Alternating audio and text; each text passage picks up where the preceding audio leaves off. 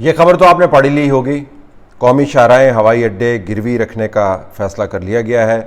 पिंडी भटियाँ और Islamabad Peshawar motorways, Islamabad express way, Lahore Multan airports गिरवी रखे जाएंगे और इनके अगेंस्ट हम कर्ज़े लेंगे। तकरीबन 1.8 खरब रुपए का कर्ज़ा जो है हम इसके गिर्द घुमाएंगे और अपने जो खसारे हैं उनको पूरा करने की कोशिश करेंगे। जब ये ख़बर हमारे सामने रखी हमारे एक टीम मेंबर ने और कहा कि जी देखें ये मुल्क के अंदर क्या हो रहा है, तो मैंने उनको बताने की कोशिश की कि पाकिस्तान में और दुनिया भर में ये कोई पहली मरतबा नहीं हो रहा और इसके बाद फ़ायदे भी होते हैं। अगर आप अपने असासे जो रियासत के बेहतरीन असासों की फ़हरिस्त में आते हैं उनके अगेंस्ट आप रेवेन्यू जनरेट करते हैं, उनको गिरवी रखवा के अगर आप कर्ज़े लेते हैं तो कर्ज़े आपको निस्बतन आसान या कम इंटरेस्ट के ऊपर मिल जाते हैं, तो इससे मुल्क का फ़ायदा ही होता है। बहरहाल एक्सट्रीम मेयर है जिसका जवाब उन्होंने बड़ा दिलचस्प दिया। उन्होंने कहा जी कि हमें तो बताया जाता था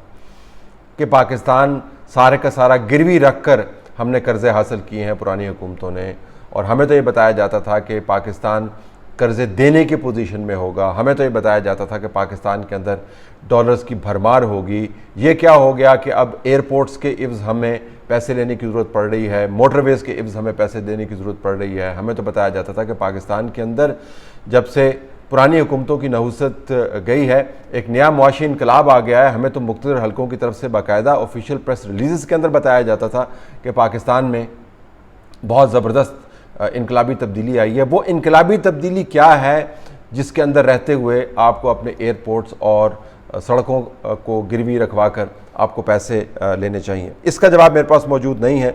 ये अनहोनी बात बहरहाल नहीं है, लेकिन इसका जवाब हमारे पास मौजूद नहीं है कि एक तरफ से आपने ये बयानिया डेवलप किया है कि पाकिस्तान के अंदर जैसी मुआशी तरक्की है वैसी है ही नहीं।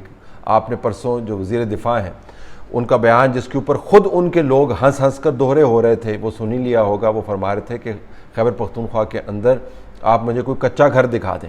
ये बिल्कुल गलत प्रोपेगेंडा है कि लोग भूखे हो गए, मेरे सूबे में आओ, मैं आपको फिराता हूँ, मुझे कच्चा मकान दिखा दो तो मैं कहूँगा कि ये मुल्क पीछे जा रहा है। ये अजीब फिनोमेना शुरू किया हुआ है कि महंगाई गुर्बत।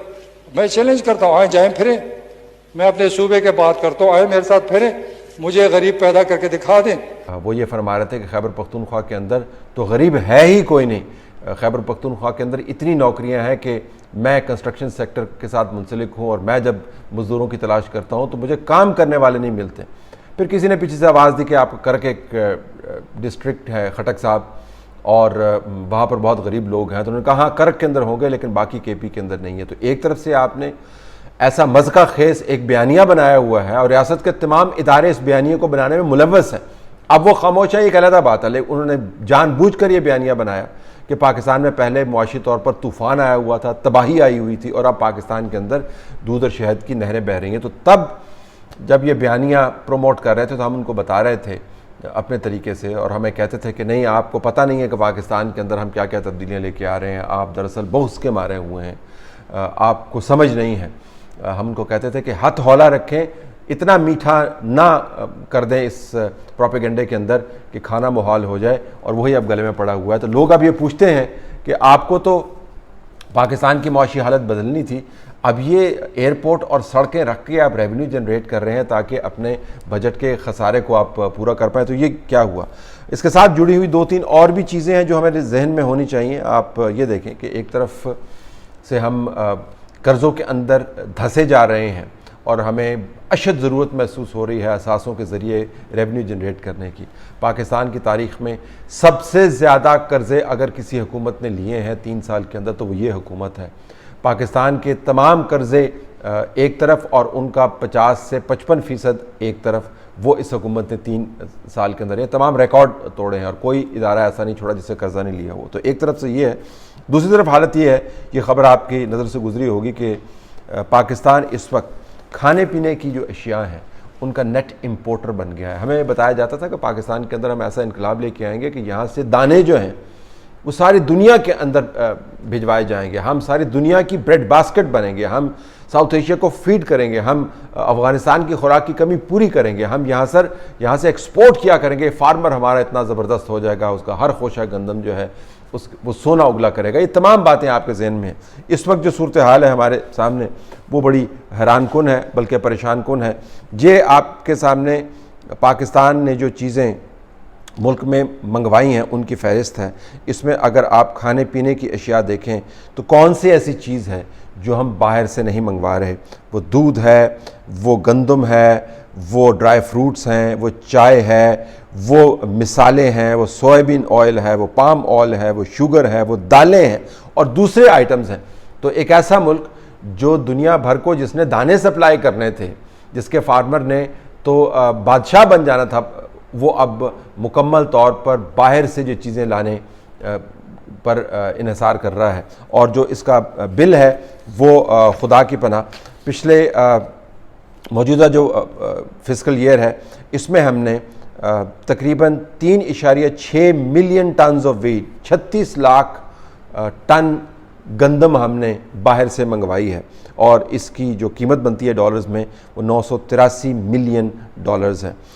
इसी दौरान हमने 2,80,777 मीट्रिक टन्स चीनी के मंगवाए हैं, जिसकी लागत जो बिल हमें देना पड़ा है वो 271 मिलियन डॉलर्स हैं।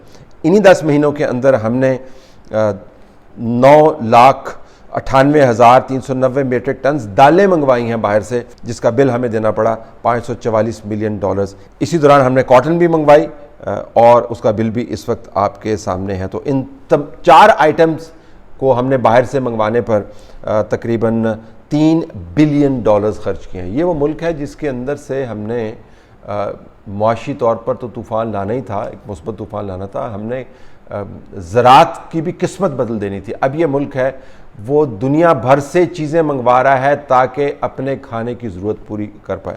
और अगर आप इर्द गिर्द का हालात देखें तो हर सेक्टर में से आपको एहतजाज की आवाज़ आ रही है। आज से आपको पता होगा पाकिस्तान की जो आटा बनाने वाली मिलें हैं वो स्ट्राइक पर जा रही हैं 2 रोज़ की। वो कह रहे हैं कि आपने हम पर टैक्सेस इतने लगा दिए हैं कि 20 केजी का जो थैला है वो 97 रुपये महंगा हो जाएगा।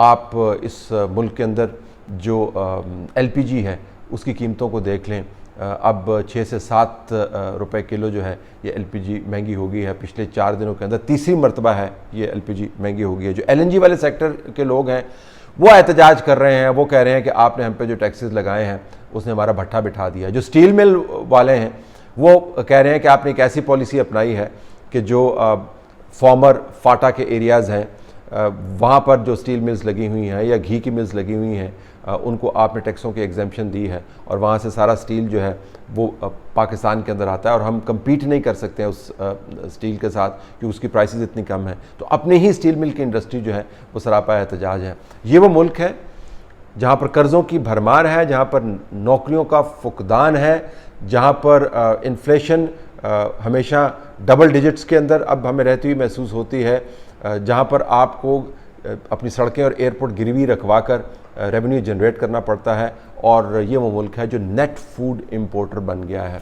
ये वो मुआशी इनकलाब है जिसकी दास्तानें आपको रोज़ाना सुनाई जाती हैं। तो जब आप मोटरवे के ऊपर सफ़र कर रहे होंगे तो वो गिरवी रखी हुई होगी, जब आप दाल रोटी खा रहे होंगे तो वो बाहर से आई हुई दाल रोटी होगी, जब आप LNG इस्तेमाल कर रहे होंगे तो उसके पीछे उस सेक्टर को चलाने वाले लोगों की चीखें शामिल होंगी कि हम तबाह हो गए, 480 बिलियन रुपए का जो इन्वेस्टमेंट है वो डूबने लगी है। जब आप घर बनाने लगेंगे और उसके अंदर सरिया या दूसरी कंस्ट्रक्शन करेंगे कमर्शियल, उसके अंदर स्टील इस्तेमाल होगा तो उसके अंदर ऐसी कीमतें बड़ी होंगी कि जैसे आसमान से बातें कर रही हैं। तो उसके पीछे ये तनाज़ा होगा कि जी एक हिस्से को आपने एग्जेम्पशन दे दी, ख़ास लोगों को आपने नवाज दिया, दूसरे लोगों के साथ आपने ज़्यादती की, लिहाजा जिन लोगों के पास अब इसके अलावा कोई चारा नहीं है पैसा बनाने के लिए कि कीमतों में इजाफा कर दें, वो यही काम कर रहे हैं। तो आप जो भी काम करेंगे पाकिस्तान के अंदर, सफ़र करेंगे, खाना खाएंगे, घर बनाएंगे, उसके अंदर उस मुआशी इनकलाब का तमाम का तमाम तब्दीली वाला मवाद शामिल होगा, जिसके बारे में हमें पिछले 3 साल से बताया जा रहा था और अभी भी बताया जा रहा है कि पाकिस्तान अब टेक ऑफ करने की पोजीशन में है। इनकलाब यहाँ पर कंप्लीट हो गया। ये इनकलाब की एक झलक मैंने आपको दिखाई है जिसका ताल्लुक पाकिस्तान की रोड से भी है, पाकिस्तान के कर्ज़ों से भी है और पाकिस्तान के अंदर जो खाना आ रहा है, जो खाने पीने की अशियाँ हैं, उससे भी इसका गहरा ताल्लुक़ है। और अब तो अपने मेंबरान ने भी ये कहना शुरू कर दिया है कि अवाम को भिखारी बनाया जा रहा है।